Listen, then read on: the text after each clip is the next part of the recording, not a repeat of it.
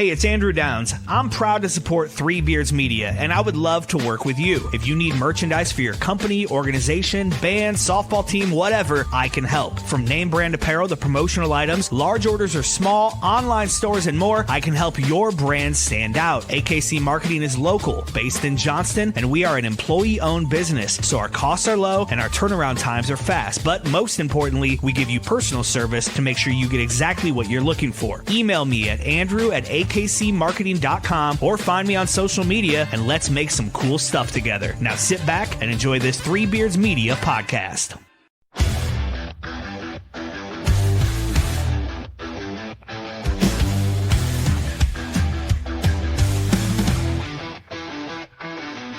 Red and gold on the edge of the sky, feel the rumble, hear the battle cry. Out in Ames where the storms ignite, we don't back down, we rise and fight. Jack Tri-State's name, yeah, it echoes strong. A story of honor still marches on. Through the rain, through the pain, through the fire we roar, 'cause we were built to thrive in the eye of the storm. Feel the ground shake, hear the crowd roar. Cyclone power, can't take no more. Legends rise, this is our norm. We stand tall in the eye of the storm. There's a cyclone blowing on the outskirts tonight. Jack Tribe shakes when the team takes flight. Milton's rocking, hear the magical. We rise together, we'll never fall. Feel the magic, you can't deny. Marcus Stars are taking off straight to the sky. Brent, big play, Kirby making history. When the moment gets tough, that's a cyclone wave. Through the trenches, through the lane, through the heat, through the rain. When the storm comes blowing, we embrace the fight. 'Cause the cyclones strike when the time is right. Feel the cyclones strike when the time is right. All right, welcome back to The Side of the Storm, where we talk all things Cyclones. We are live from the AKC Marketing Studio with Andrew Downs and sponsored by Revelton Distilling Company out of Osceola, Iowa, and Dan Douglas with Green Beret Realty. I'm Dave Larson here with my Storm Team partner and Cyclone great, the legend, Marcus Pfizer. Good evening, Marcus. How are you? What's going on, Dave? I'm good. How about yourself? I'm doing probably better than I deserve. The weather turned a little bit chilly. Seems like we always have this discussion about weather in central Iowa and compare it to Las Vegas. But I think spring has sprung. I think it's going to be a little cooler this weekend for the Memorial Day weekend for us. How about you? Oh, I look down in the left corner of my computer and it says 100 degrees, and I'm thinking that's telling me that my computer is overheating. But then I realize that's telling me the temperature outside, so it's not too cool here today. So you may be staying inside this weekend. Is that what you're saying? And enjoying that new 85-inch television? Yeah, maybe. I mean, watching the playoffs and the games, the kids tend to come down and take over it and commandeer it and watching their YouTube streams and all of that. But as long as I can get some of the games in, I'm happy. All right, nice, so nice. we hope that Brent will be able to join us, and I really do, because I have a surprise for both of you, and I hate to give out one surprise and not the other. So tonight we're going to talk a little bit about some player signings. One was huge, and the other was a first in NFL history. Of course, the NBA playoffs are here. We've got our own Tyrese Halliburton, who's playing tonight. Have some coaching and administration news, and again, that big surprise that hopefully will not ruin our friendship, but I think will be a lot of fun for you to see and for our viewers and listeners as well. So if you're listening through other means, you may want to jump on and watch through YouTube and take a look at that, but to be able to see the visuals. So, all right, shall we get started? Brock Purdy, 5-year, $265 million with $181 million of that guaranteed. I found it interesting that he was on social media, I think yesterday, or being interviewed, and he just wanted to say, I'm looking forward to the next 6 years. Remember, he still has his 1 year left on his rookie deal before the new deal kicks in. I'm sure that some of the money will be deferred, but Marcus, $53 million a year for Mr. Purdy. Right, he finally got rewarded for, all of the hard work and everything that he's put his body through. The great play that he's been doing since he's been a starter in San Francisco, and it's great to see. We we know we are going to hear a lot about the signing whenever it came down, however much it's going to be. You know, you got as they said, the naysayers, they call him one thing or the other. You know, we just call him the GOAT, and we just love the way he's leading that football team. And you know, hopefully he can get them back to the Super Bowl and eventually win it. And the astonishing thing is he's not even the highest paid quarterback in the league. Right. Dak Prescott, I think, is at 60 million a year. And poor Brock is sitting there at 53 million, but just incredible. You know, earlier, towards the end of last season, there was some speculation about what that number was going to look like. Mhm. 45 to 50 was sort of what we were both looking at. And here he lands at 53, which is absolutely incredible. And maybe even more importantly, Marcus, no trade clause. Well, that's big. That's definitely big for him. You know, I guess that's showing, you know, how much he loves being there and respecting, you know, the organization and everything like that. And he understands that it is a business, and you know, if something else comes about and they want to go a different direction, you know, I guess he feels like, you know, he'll be welcome to that. I was surprised to. I guess we only know that there's two. You know, LeBron and Bradley Beal are the only. Isn't it LeBron? I think LeBron. Yeah, and Bradley Beal are the only two NBA players that have a, you know, no trade clause. So it's a surprise to see that not more players have that. But I mean, I guess, you know, it's something that some guys welcome, some guys don't. I mean, I really can't tell you, you know, why it's that way. Well, it really creates a lot of leverage for the athlete, right? You know, gets you in a position where you can establish roots in your community and for your team, and then dictate if you are going to be traded. You get the chance to either say, "Yeah, I want to go to X, Y, and Z. I want to play for the Cowboys," or "No, I want to stay in San Francisco." Well, yeah, yeah. You know, I guess that's more leverage for the player. Um, you know, at that point, you know, it's I guess you do get to dictate where you want to go in a lot of circumstances. Because you know, I guess you know the Suns try to trade Bradley Beal to the Heat for so long he wouldn't allow it to happen. But Hmm. um, you know that is a very great asset to be able to have, especially as a quarterback. You know, there's some markets I guess you not necessarily will want to be in, but you know, he's blessed enough to have that kind of cachet, and you know, we're grateful for it for sure. Didn't Kevin Durant block a trade? Wasn't there some talk about him returning to the Warriors? Was it earlier this season before they picked up Jimmy Butler? And he reneged on No, that, saying that no, I'm not well, interested in a trade. he doesn't have a trade a no trade clause, so I don't know if he necessarily blocked it, other than the fact of just saying he wasn't interested in going back to Golden State. I don't know if that was this year or last year. Um, but I recall it. But I don't think he necessarily blocked it. It's just, you know, when a guy like Durant comes out and says something like that, then now that takes the leverage from what the team could possibly get or offer. You know, because if the guy's not interested, well, he's not interested in leaving. So why should I give you X, Y, and Z? So I think that's more so of what he did than anything else. What's y- I saw an article about this, but what's astonishing as well is it wasn't that long ago where Jimmy Garoppolo, I think he was making Yeah. $24 million, and that was Hmm. too much for the Niners, which then warned, then they used that year to draft. Oh, what's the kid that's now in Trey Lance. Dallas? Trey Lance. Hmm. $24 million, and now they've just signed Brock Purdy to a $53 million a year contract. My Well, times change. yeah, but also you got a quarterback that's better than those guys both. So, I mean, I guess you know you put yourself in that position, and you know it is what it is. But Well, no, Jimmy G led him to the Super Bowl. Of course, he only threw like 10 passes, but he got him there. yeah, they got them there, and then you know they got them away from there. So I tell you how much how much faith they had in him. Then he came here to the Raiders for a little bit, and I don't know what that was about. All right, I want to blow your mind a little bit. So, Mhm. question: is Brock Purdy the first $1 billion NFL player? So, I don't know. I don't know the concept of how that works in the NFL versus like the NBA. let me give you some math. So, this Okay. contract, 5 years, 265. Okay.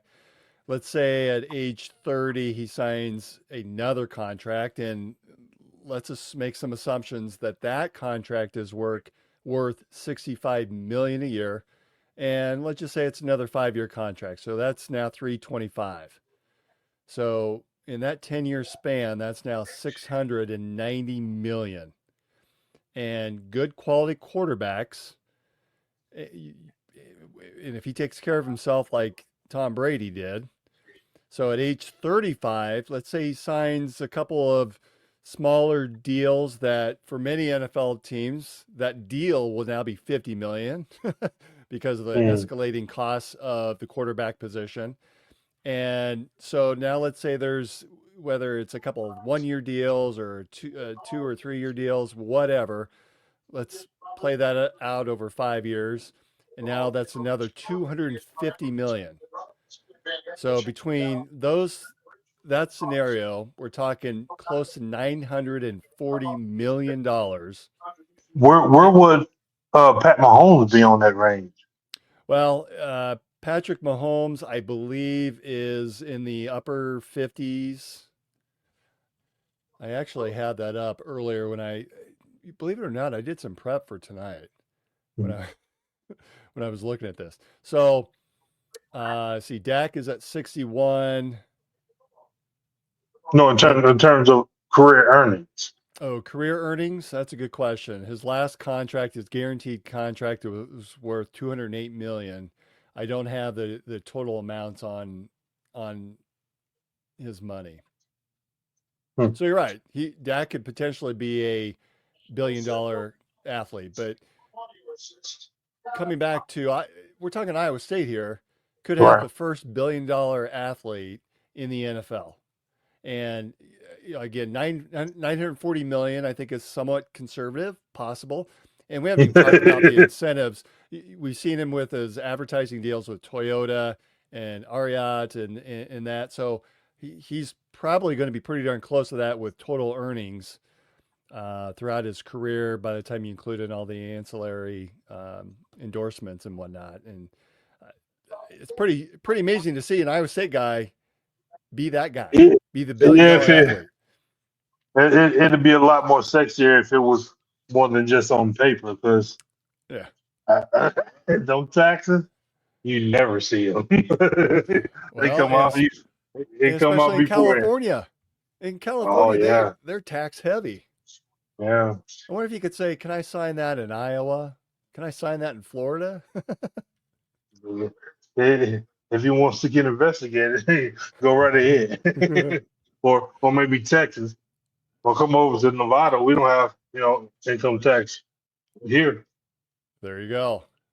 Are, Come are you are you to the trying to get him? Raiders. Are you trying to get him go into the Raiders? That's what I thought. Absolutely, I absolutely love for him to be in the Raiders. So there's been a lot of stories that are coming out or have been coming out in regards to Brock, and I can't remember if this was in Sports Illustrated or the Atlantic, but one of the story or Athletic, excuse me, but one of the stories that I found interesting. But the night that Brock was drafted, so you go through round one, nothing. Go through round two. Apparently, someone with 49ers had called and said, "We really would like to draft you, and we plan to at some point throughout the night." Of course, he got passed over. So in the sixth round, apparently Brock went to take a nap. He and his dad went to go take a nap in the back bedroom. Hey, how relaxed can you possibly be on draft night to be able to go take a nap? I just think that says something about Brock and his family, that how calm that they were and relaxed and just going with the flow. Well, I mean, he knows what kind of person that he is as a player and a person on the porch. being poor and under pressure and anything like that anyway. So I guess at that point, not feeling like he wasn't going to be selected. Like I've always said, it probably would have been better if he hadn't got drafted. Because he would have been unrestricted or undrafted free agent, and he would have got the deal a lot earlier. But it all worked out eventually for him, and we're here now, and I'm excited to see what the season's going to be about. On the flip side, you were, of course, first round lottery pick. What that could you imagine sitting in that room throughout the entire first round? How draining that would be. Can you imagine Yeah, these football players sitting through 3 days of waiting for their name to be called? yeah, that's especially if you were projected or thought you should have gone higher. That's really, really, it seems to be, as we see with Shadur Sanders, is going to be a player every year that occurs with. But I don't think he thought it was going to be that far down with Shadur. I mean, somebody knew something that he didn't even attend the draft, which ultimately, I guess, paid out for him not to be there, that whole situation. But the NFL draft is long, and I think this year was the first year that I watched so many rounds of it. Um, the NBA draft is, that day, so because there's only, 60 picks, and 30 or 59, 58, however many there is. So that's a little faster. But the draft gets over extremely fast, and then you start signing undrafted free agents. So that goes by pretty quick. But the NFL draft, yeah, that's a long one. Exciting though. Well, and speaking of NFL draft, the other big signing this week, or maybe it was last week, but Jaden Higgins signed with the Texans. Of course, he was the 34th pick, second rounder. And what made that signing interesting is that he's the first second round pick in NFL history to receive a guaranteed contract.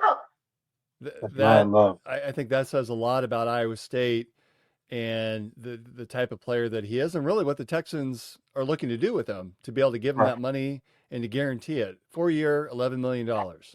right. That's definitely a blessing for sure. Um, he performed extremely well all year long, and he performed, in front of the eyes that he needed to. He was drafted by the Texans, and you know the rest is history. So we wish him the best of luck for sure. I got quite a few jerseys I'm trying to finagle this year to see if I can find them in my size. But I'm very excited about what's going to be happening this year for the Cyclones in the NFL and around the nation.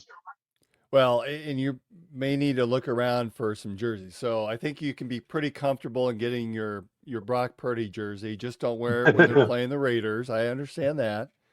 But now that he's found a home for the next 6 seasons, you could probably go ahead and get your Higgins jersey. Looks like he's going to be jersey number 82. And then Jaden Knoll is going to be, or Jalen Knoll is going to be number 81. So back to back. I can't remember what X was. Was he like number 0 for the Texans? I'm going to have to go look that up. Hmm. It's one of those things where the NFL is a little bit out of my mind here, except for these big signings. So not only do we have Brock making history, and of course Higgins making history, um, really sends a message to all players: come play at Iowa State. You're going to get drafted. You're going to make some money too.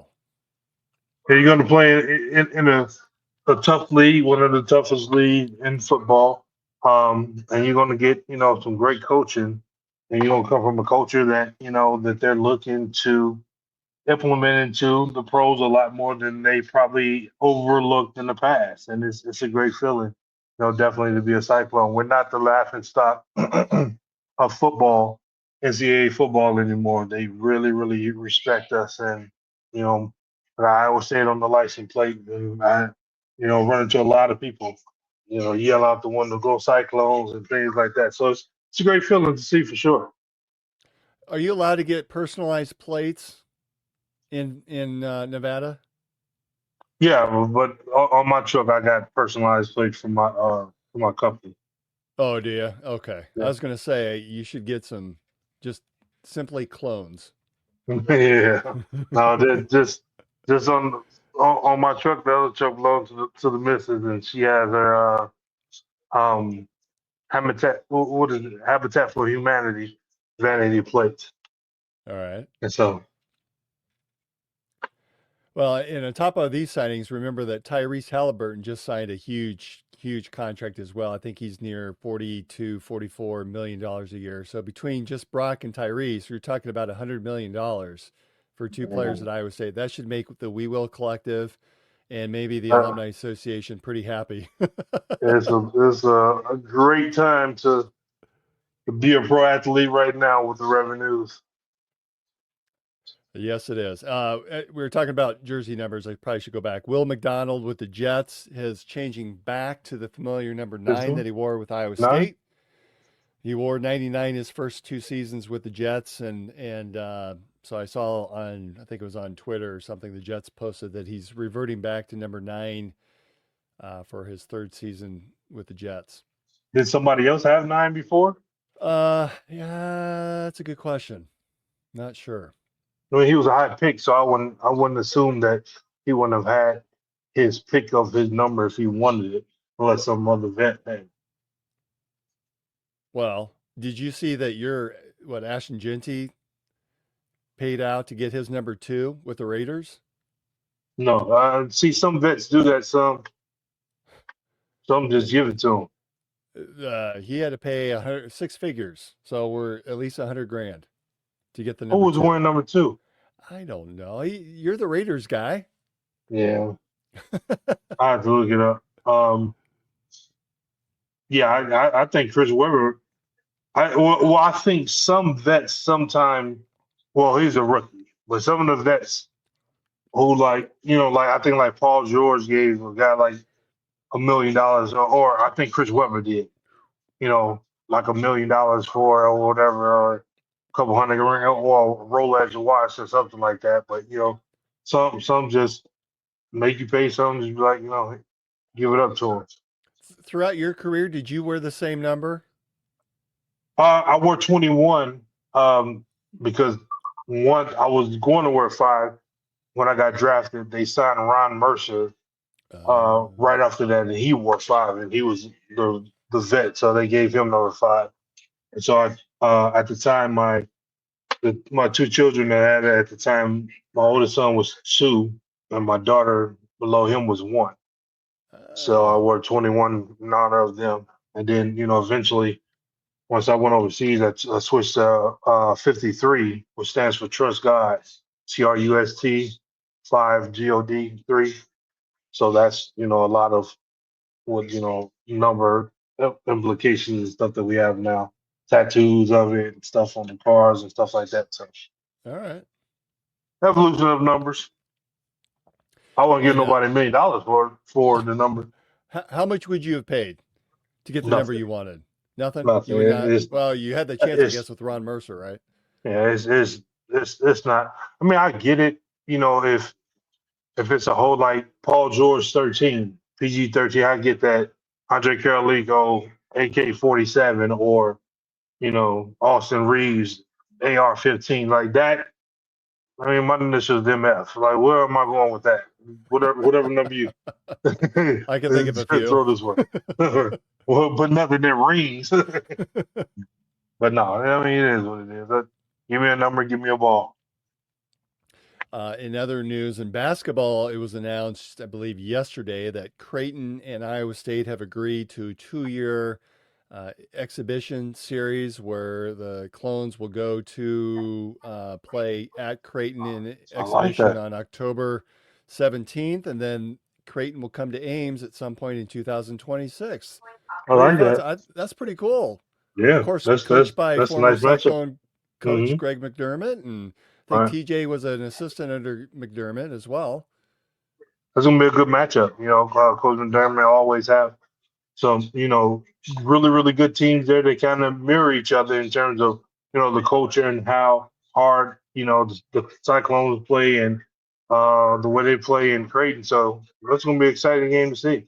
You said So exhibition. So is that like before conference or is it just like, it doesn't count against your standing. It's a glorified uh, scrimmage.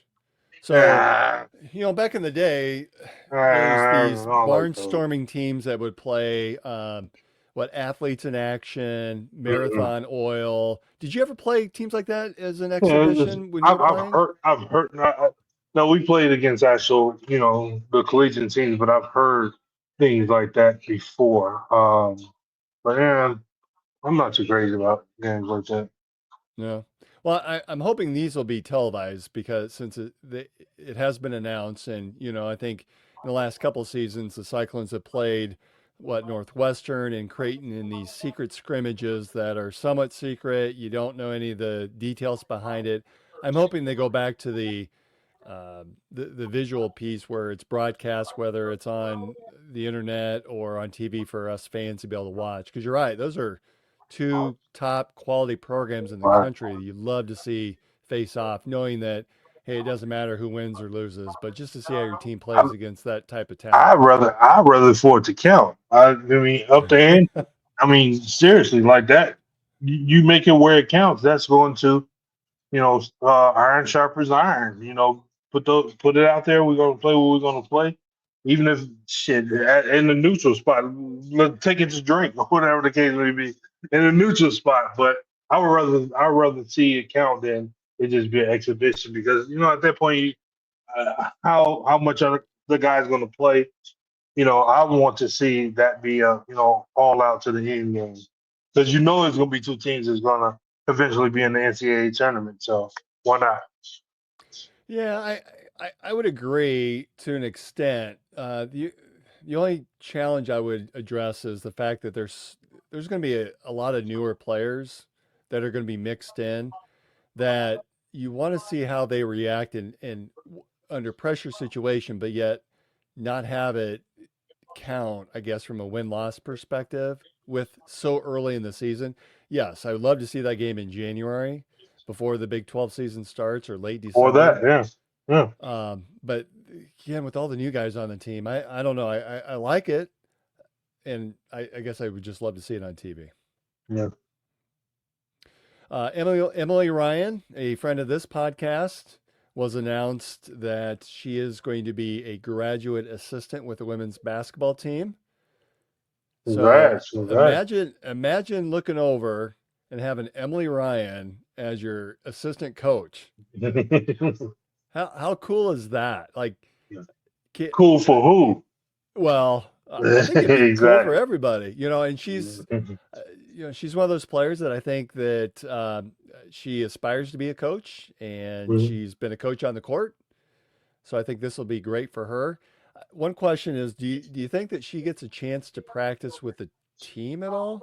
Like, could the Iowa State women bring in some men to play against, practice against, scrimmage against, and What? What? they've been doing that for 20 years. So Right. do you throw Emily Ryan there at point guard with that team? Well, it all depends on she's not playing anymore, so now you got to look into how much of shape she wants to be. It's the difference in being in shape and being in playing shape. It's totally two different things. Like you can have 4% body fat, but don't have any kind of stamina, and the trade off is just the same. So it just depends on how much she's still in shape or playing shape. And I'm sure that she would be out there doing things that, Coach Finley and the rest of them can't do with the ball. So, that definitely will help a lot. But like I said, we have to see.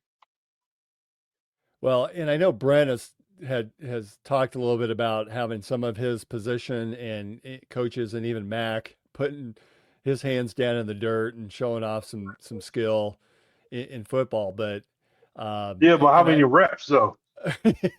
I mean, Coach Floyd will put the ball on the floor a few different times. And after the third or fourth dribble, I'm like, man, you got to get that thing up. Like, that ain't exactly what you do no more if I you would ever pay to did it. I would pay to see that, and I would pay to see Coach Eustace out there scrimmaging. Something tells me Nah. that wasn't happening, but I would Larry pay was to see always that. Larry was always in good shape. He spent more time on a treadmill. He had the biggest calf muscles ever. His calves were bigger than mine.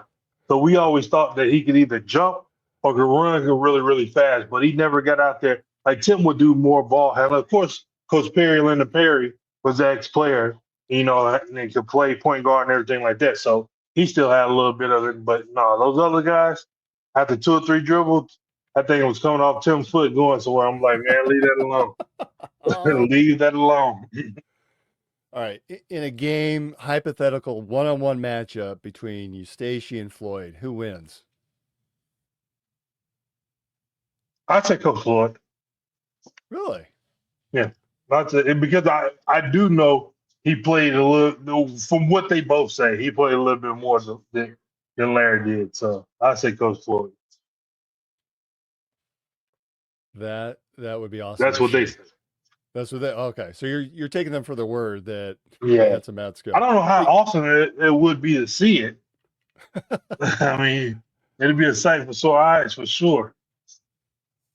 Maybe that's the next reunion show that they come back and have a little one-on-one in Hilton during halftime of one of the Oh games. my God. Well, they'll sell out the arena to watch that. All right, so I've got.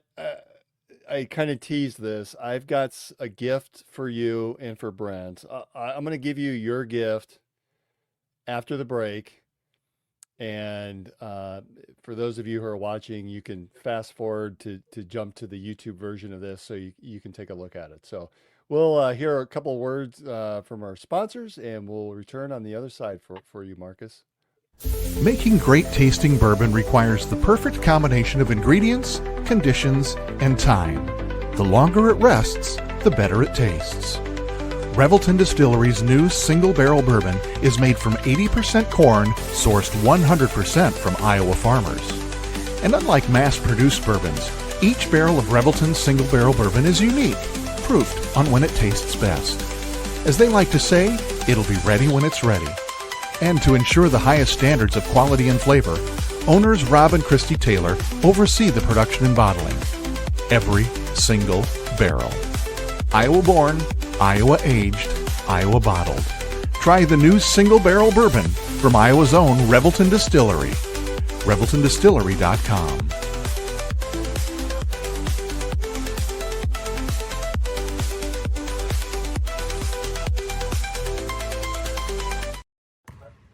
When energy meets precision, anything is possible.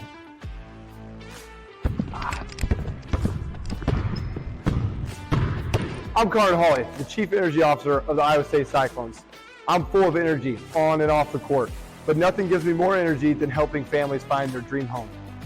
And that's where Green Beret Realty comes in. They're more than just realtors. They're a team dedicated to getting things right for you and your family, just like we get it right on the court. Sometimes it takes a team to get the call right. And when you're buying a home, you want a team that makes all the right calls. That is Green Beret Realty. And here's the best part. When you buy or sell a home through Dan at Green Beret Realty and mention this ad, he'll make a donation to the We Will Collective, helping student athletes like me thrive on and off the court.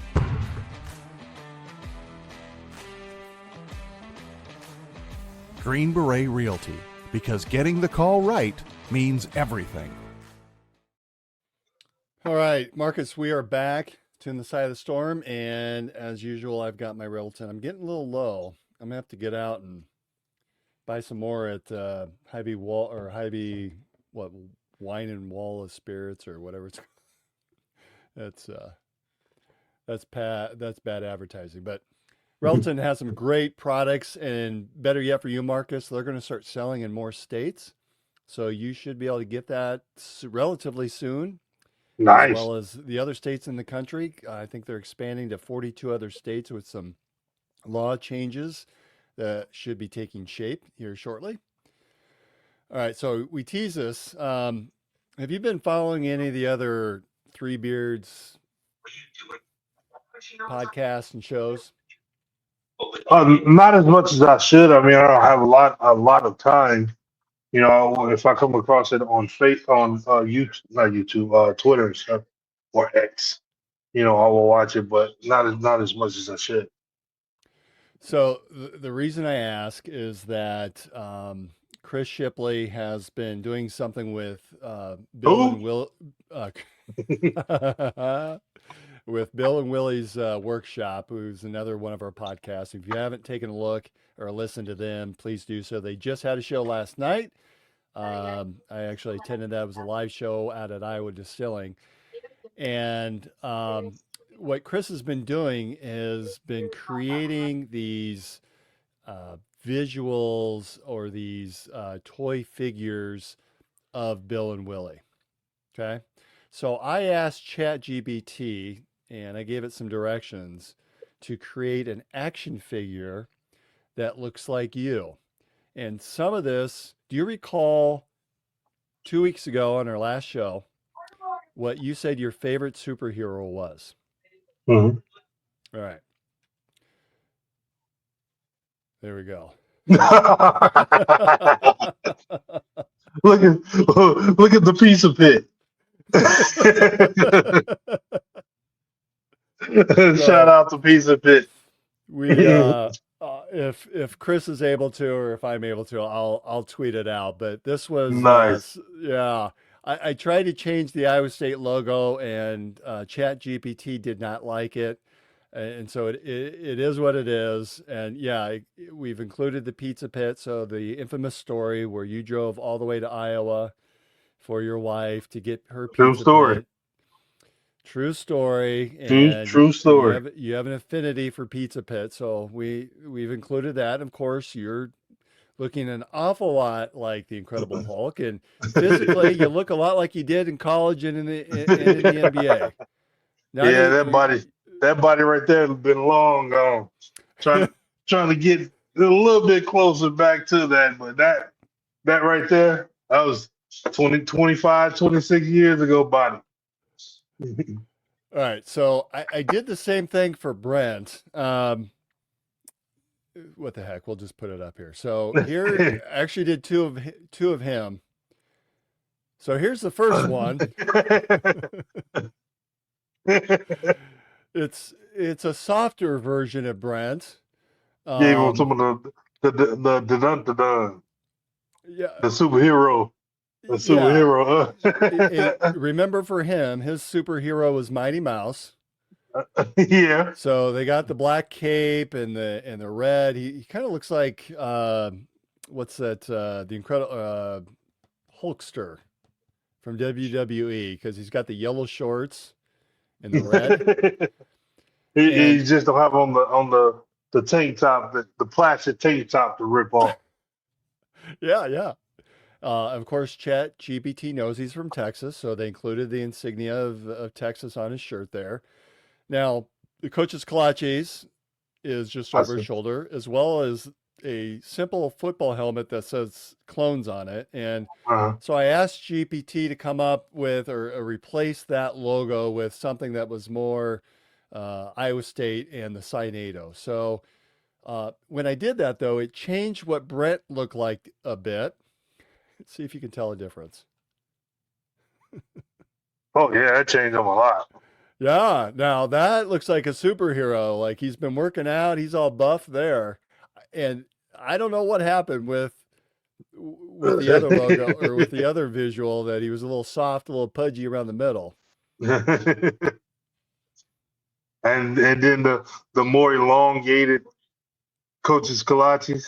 Yeah. What does that say? 133 miles. All right. So I was messing around on myself, and for some reason, it included a Garmin watch that I was working on, and it included it in his package. I Yeah. honestly don't know why. What Chat GPT version are you using? I Is it couldn't the tell free you. version? Oh yeah, it's free. Yeah, because you ask so many questions, you ask it to edit further. Yeah. It'll say, "Oh, you've reached your maximum for the day. Come back in Well, 24 hours." oh, see, I pay for my Chat GPT like $20 a month, Right. and I literally for business, like I literally talked to that. My London asked me all day long, the hell are you talking to? Like I literally be talking to my phone like I'm really talking to someone, and I was working on business proposals before we hopped on the pod, from where it's giving you step by step. Like I, that's the best $20 a month that I've ever spent, and I religiously pay for it. Well, It because it does gives some you everything that you need, it does some and it remarkable things. So does a lot of good things. Brent's just going to have to see it in replay or in. I'll be honest, he's probably working long hours. So I was up at the. He shared the best time to go to the farmers market in Des Moines on Saturdays is 7 to 9, and he was spot on. I went down there. It was a little chilly on Saturday, but got up early. Went for my run Friday night. Got up early Saturday. Was probably down there by 7:30, and it was it was good to walk around. Saw Brent, but then by 9:30, it was packed. It was like the mall during Christmas season. Not a lot of fun. So I got in and got out. Got my kolaches from there, and then I actually went in earlier this week. It was, for those of you who don't know, I work in human resources, and it was International HR Day, so I got some kolaches to help celebrate with my team Nice. at our staff meeting on Tuesday. So Brent's taking good care of me. Good to So see business is booming too. yeah, doing really well as long as he can get those ovens fixed. I think he had some problems a couple weeks ago where they were out of order and he had to close down. Wasn't able to Mm. make anything, but yeah, they're back. They're back. So stop in, see Brent either in the store or on Saturday down at the farmers market. And actually, I think there's a West Des Moines farmers market on Thursdays that he's going to be at as well. So I hear in your background, I'm looking over my shoulder at the Eastern Conference Finals. We've got Yeah, our Cyclone, Mister Overrated, Mr. Tyrese Halliburton. Overrated.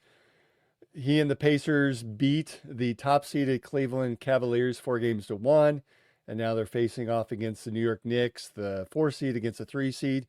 Who you got between the Knicks and the Um, Pacers? of course, I'm going to go for my young clone, but I still think that they're the tougher team. I don't think New York would have gotten past Boston if JT wouldn't have gotten hurt. I still thought that the dynamic of how strong that Celtic team was, it was a big loss losing him. So, um, they played two wounded teams, I guess you would say, or whatever at the end. But I think the Pacers have been playing overall better. They finished the season earlier. They finished the last series, excuse me, earlier, and so they're a little bit more rested. They're on the road, and they're down by four, or what I'm seeing now. So if he can keep it close, we've seen them do some incredible things this postseason as well as last season, and I'm in the mindset of thinking that they're going to slip this one out to advance to the final. Well, and I'm really looking forward to it. Not just because Tyrese is in it, but it really gives that nostalgic feeling of the old NBA back in the 90s where Reggie Miller, Rick Smits facing Hmm. off against Patrick Ewing and John Starks and Spike Lee sitting on the sidelines. Oh, he's there That's now. really this is fun to watch. It's bringing back some of that history of the NBA for a new generation. Yeah, two tough ball clubs that's going to claw and fight for everything. I think it's going to go 7 games for sure. It's going to be that type of atmosphere that ultimately you need going into the NBA Finals. You want those type of games to see. Um, in the West, of course, I'm going for my Thunder. I don't think that one's going to be as close as this one is going to be, but we see what happens. We talk a lot on this show about our text chain, and you made reference to Jason Tatum's injury. You spotted it right then. I mean, you called Mhm. it Achilles. What were your signs? What did you see that said, yeah, this isn't going to be good? Well, there's a couple of different telltale signs. Sometimes when you see things like that, especially football players who wear the high socks, or if they wear the leggings that go all the way down the leg, when there's that non-contact push off you can look at the calf and see that tendon, pop, explode up into the calf. That's one of the first signs. One of the other signs is even my brother Lorenzo Tobin that passed away last summer. He tore his Achilles a couple years ago, and he said, man, I was hooping. It felt like somebody kicked me. And you saw with Dame, you saw with a lot of guys when it occurred, they turn around and look because it feels like somebody kicked them. And then I guess they feel the pain and they come off of it, and immediately that it's the Achilles. And I guess the next sign will be just how disgusted the player is, because right then and there, if you hurt your knee, sometimes they could be, or maybe it's a meniscus or something like that. Hopefully, it's not an ACL. When you pop that Achilles, once that thing ruptures, immediately. And I don't think JT was in. I can't say what kind of pain that he was in.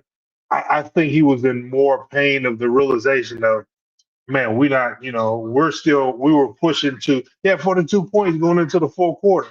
We're pushing to, win this game and to get to the finals again. But, immediately then it's over. And, those were the three things that I saw. Once you go down like that, you look back and you grab the back of that ankle, it's 100% an Achilles. You remember when KD tore it, when he, shot it and he stepped and he turned around and looked because everyone said it feels like not so much of an intentional kick, but maybe like if somebody tripping over you and you trying to look and see what's going on, and before you know it, it's the Achilles. Yeah, it's unfortunate. It's one of those So, things where, especially as a basketball player, I mean, you're running up and down that court, you're twisting and turning and pivoting, and mhm. just that's a pretty important ligament to have that it takes a lot to recover from. And so hopefully his surgery goes well and he's able to get back sooner rather than later. It feels like in some of those injuries, though, while you may come back Well, after 6 or 8 months, you're really not the same for another full year. it's been a lot. I I I have been personally wondering all of the different, and I saw the procedure that they did with Aaron Rodgers, Hmm. and now they're doing a different procedure, just like the ACL surgery has gotten like healed better. I mean, I tore my ACL three times, and I still played 15 years of pro basketball. There was a time in the 90s, if you tore your ACL one time, your You're career was over. done. Yeah. So, now the different things that they've done, I think the way that Deshaun Watson did at first wasn't the way that Aaron Rodgers did, and then he had the re-injury, and the second time they did it a better way, which typically have you out a little bit longer, but you know, being a professional athlete, you're better off doing it that's going to give you the opportunity to maximize your potential coming back. And I think KD had it the exact same way. And the way he moves, of course, he's not one of the heavier players in league history, but the way he moves and everything, you can even tell that he, tore his. So, hopefully he's able to bounce back and do the same. They're definitely not going to run. We're going to call next year a complete wash. There's no point at all in bringing them back next season at all. Just wipe that off the books for the entire next year. Hell, even if you play Jalen Brown apparently during the entire next year while you're rebuilding the team and all of that, because they're going to have to make some moves there with the contracts and stuff that they have there. So, you know, focus on rebuilding that team all next year, and then, see what comes, 26, 27. So you sit him. You're the GM. You would sit Oh, Jason Tatum. absolutely, all year long. There's Okay. Jason Tatum would not see the basketball floor at all in the NBA game next year. I guarantee you, it's no point at all. I mean, we were in the playoffs this year when he ruptured it. Hmm. They're not going to have the same team. It's not the year before where they won it. This team that they had this year was a little different from that team, and they're not going to have that team next year. So it'd be pointless to even put him out on the floor. He's going to be on the floor once he gets healed, getting shots up and warming up, and there's going to be speculation. But you'd be hard pressed to see him touch the floor at all next year. For what? So you made reference about tearing your ACL several times. So Mhm. what, who dictates the return? Is it more the athlete or more the or the training staff? I mean, how much say do you Um, have as a professional athlete to say, no, I want to push this up and come back sooner, or well, no, no, I it's would rather sit? what the you have to pass. You have to pass different protocols from the doctors and everything like that. Jim Andrews, the doctor of the stars, is the one that did both my ACLs when I did it with the Bulls. And you have to go. You have to fly down to Health South or to his facility, and he put you through these batteries of tests, strength tests, and things like that, mobility and all of that, in order for him to clear you to go back home and start doing some training, and then for the team to clear you. Now what the salaries are what they are now. That is probably amplified times 10. And that's just the case that it is. I mean, Jason just signed for what, $990 million or something crazy. So if they would rather pay him 60 million a year to sit while he's rehabbing than to pay him 60 million, bring him back early, and then he hurts himself again. So it all plays into the process, a whole team of things. Contrary to what people believe, all of the reports was being put out, about injuries and things like that. Those NBA doctors, those trainers, they're not going to put out any kind of false report, because at the end of the day, that's their career. If Jason Tatum leaves that organization, or if LeBron leaves, or if you know Anthony Edwards leaves the Wolves, those trainers and those doctors pretty much still going to be at that on that team. So they're still going to do the things, or they're going to put out the information that's accurate, because now it's still about their career. They're not going to let anything, no matter how fast a player wants to come back. All of the low management stuff, majority of that, I would say 75 to 85 to 95% beat on the organization and the team telling them, listen, we're going to rest you tonight, no matter if you want to play or not. We're going to rest you tonight. And that's just, the final call of it. If that player, after the trainer and the doctors say that he's not going to go in tonight and go out there and try to play, then, that player is going to get fined heavily. And, there's going to be ramifications for the doctors and the trainers too. So it never gets that far. There's just a lot of different misconceptions about the things to do. But at the end of the day, it's a business, and they're going to protect that bottom line without a doubt. So as we start to wrap up, speaking of business, the NFL announced that the owners have approved for their players to play in the 2028 Olympics in Los Angeles in the flag football piece, which is going to be a new sport for the Olympics. How we just had this conversation about it being a business. How excited would you be as a Raiders fan to have your top players playing in the Olympics, playing flag football? Well, I think it's going to come down to what guys ultimately say that they're going to play. You know, um, some guys really gear up for that. I mean, I guess it's the same as basketball. I mean, even though the guys aren't tackling, playing flag, basketball, they're still shooting hoops. So, it's for your country. Guys really do get up for that, but a lot of guys, just like the Pro Bowl and things like that, don't care about it. In the NBA All-Star game, a lot of guys don't play. So it just depends on, how that player feels, um, how big the sport ultimately becomes. Of course, in basketball, it's about the gold medal and gold medal. I don't know how it is in flag football, but I assume there's going to be a gold medal. You know how the United States love to Yeah. chase those, so I can see that happening.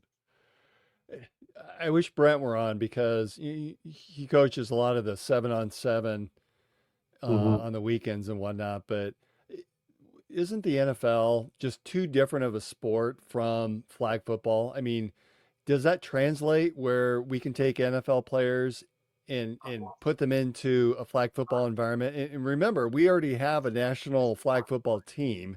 How do those players feel about the possibility of NFL players taking their spots in the Olympics when these guys have been working for this for years, and they're Yeah. on the cusp of being in the actual Olympics, and now being told, yeah, we may bring in Ashton Genty or Brock Purdy or somebody to play in the flag football. Well, I guarantee you the rookie is not going to be there. Well, uh, well, the uh, 2028. I mean, that's what 3 years away. oh yeah, you're right. You're right. That's kind of in hindsight when you think about that. That's a tough situation. But again, we got to see how many guys are actually going to be excited to do that. I would think more so the first time is going to be a ton of guys, but then it's going to eventually mellow out to the fact of it's like this is okay, and if Yeah, something happens, someone get injured, and then of course they're gonna try to shut it down. But yeah. you It'll be know, like the Pro Bowl where everyone wants to go, but then, yeah, I don't really don't want to play. yeah, the most exciting thing I've seen the owners come out with is the tush push not being canceled. That was ridiculous. Yeah. That was ridiculous. I'm glad they didn't. You prefer they did? I, I think that I think you just got to stop it. Like I think what you I'm got to afraid, stop it. yeah, I'm afraid the NFL becomes rugby. Don't get me wrong, and every play is a tush push, but right now not every play is a tush push. Right. And it's fascinating that the Eagles and the Bills, but really the Eagles, have such a Really easy. high success rate for getting first downs without one play. It's astonishing. And you're right. Stop it. You gotta Figure out a way to have stop it. what the offensive line, the offensive line alone. If your quarterback and your running back squats, a ton between the two of them, yeah, you can imagine how much weight the front line is pushing, and it comes down to, okay, well, I got, so and so got three fouls, or Tyson Chandler got three fouls, and I got to come in and try to, do some fouls on Shaq.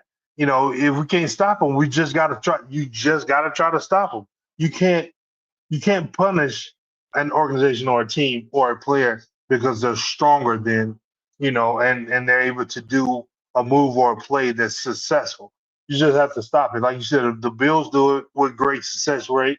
That's because, Josh Allen is just a human of a tank of a quarterback.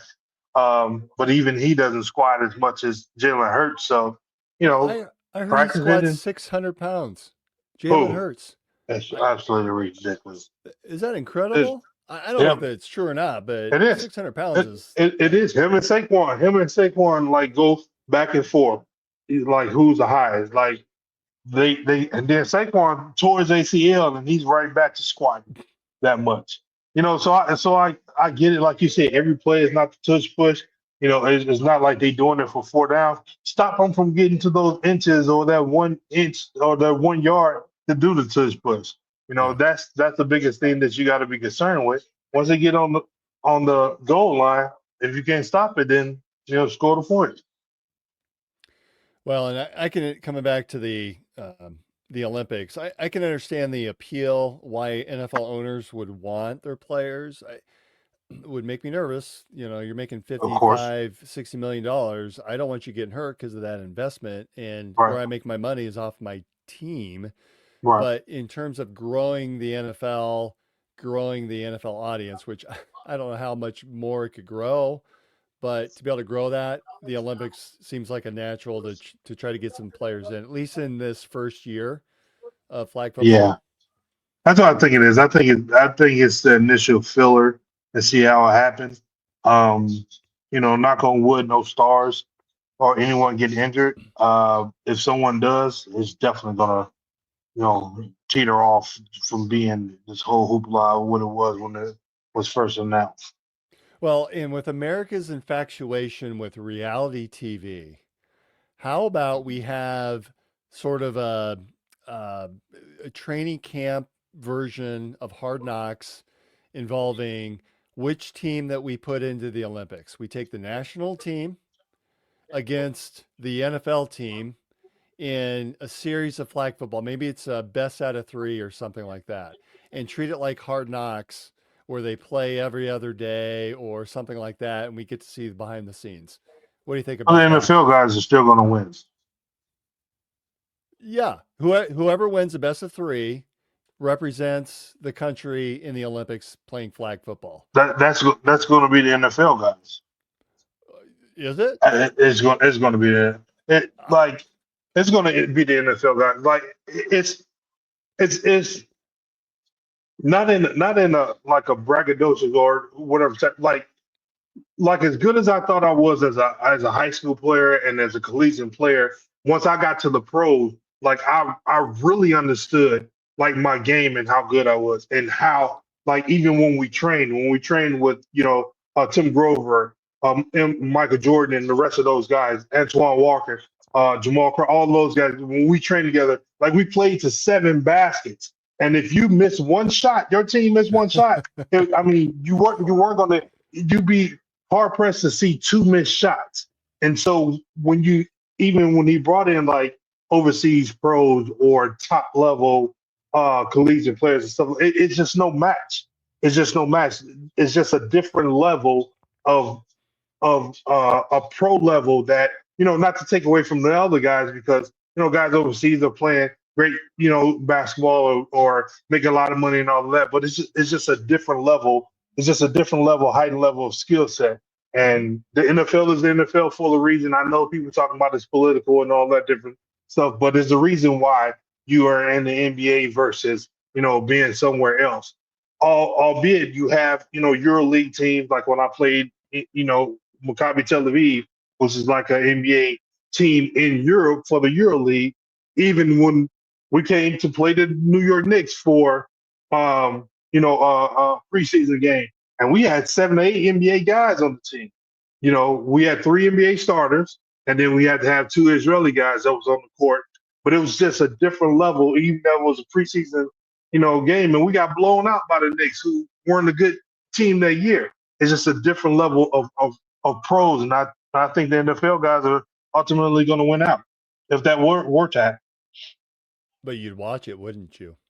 I'll watch it for a little bit, then I'm like, these guys don't have a chance. Like it's like watching a preseason game to where it'd be exciting for a little bit. All right. So we're going to close out. And just a quick note, not sure if you heard Marcus in Las Vegas, but Iowa State President Dr. Wendy Winterstein announced that she is retiring on January 1st of 2026. So the Iowa State will be starting a search for its next president. And we certainly wish them the best of luck and thank Dr. Winterstein. I've met her a few times and she's just a very delightful person. And, between her and Jamie Pollard, they've managed so much in the last 15 years. Well, and she's only been there for 9 years, but during her stretch as president, there's been so much that has gone on in the changing landscape of NCAA athletics and the NIL movement and the pay for play now and shifting of conferences that we got to give her some kudos and hats off for her efforts and working with Jamie to really position Iowa State in the best way possible. That has positioned us to where we are today and really having such a solid foundation for an athletics program. So hats off to you, Dr. Winterstein, and wish you all the best. And obviously we've got another 6-7 months of her with us, but thought that was worth doing a quick call out. Yeah, congratulations. You're going to definitely send her out with a football bowl win. Yeah. Oh, or even a championship, national championship sounds great. That championship would sound amazing. And hey, we're only 3 months and 3 days away from football season kicking off in Ireland. Oh wow! So I'm 2 days right from around these the corner. kids being out of school for good, so I'm looking forward to the summer. All right, so Marcus, it's been good to see you. We will You be too, back brother. at it in a couple weeks. Hopefully Brent will be with us again. Thanks for everyone for joining us on In the Side of the Storm. It really is a privilege and to be here. And again, remember our sponsors, because without them, this would not be possible. So Revelton Distilling Company, Rob and Christy Taylor, as well as Greenberry Realty, and of course our studio sponsor on Andrew Downs and AKC Marketing. Have a good night, everyone, and go Cyclones. Well, Cyclones.